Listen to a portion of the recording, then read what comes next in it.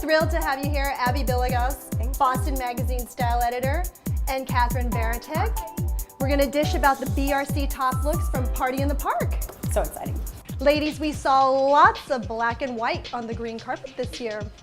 Julie Gordon, she's on the host committee, and she was looking stunning in her large cartwheel hat. Kate Middleton often rocks this hat. It's such a showstopper for any event. Yes. And those hats were made popular in the 1910s and 1940s, and they really made a comeback. Laura Baldini is also on the committee. I love Laura. Me too.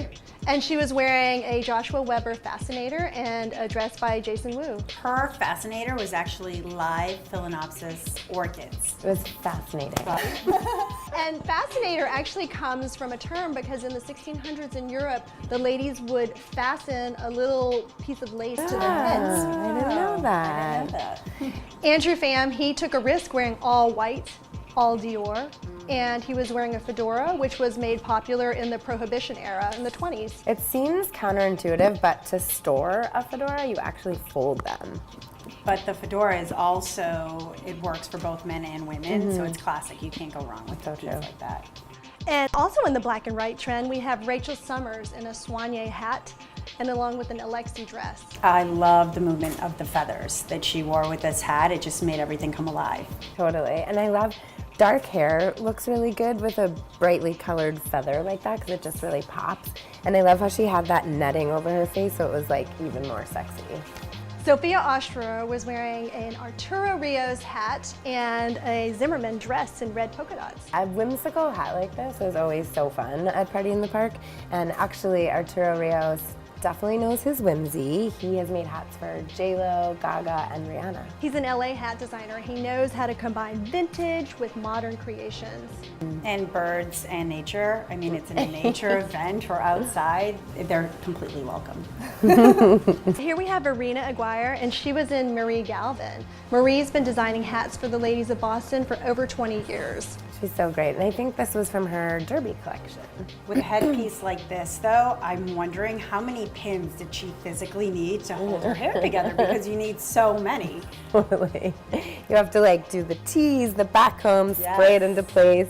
And a little bit of dirty hair, a little day-old hair actually holds the fascinators in better. I mean, yeah. And Jonathan Soroff falls under our floral category. He was wearing a fedora by John Sonnen Privé. And he did this really fun DIY thing where he glued baby's breath all around the rim of it. It was very 80s. He's amazing. He is like the ducky in Pretty in Pink, except he's Pretty in Pink in his monochrome blue suit. He just does it right. Jessica Slater is always on trend. She had a beautiful yellow fascinator by Marie Galvin, and yellow was the hot color at the Kentucky Derby this year. And she did it right. She knew to wear it on the right side, which is etiquette. I believe that comes from the royal family. And Ashley is wearing her own design. She's from soigné, which means to dress very elegantly.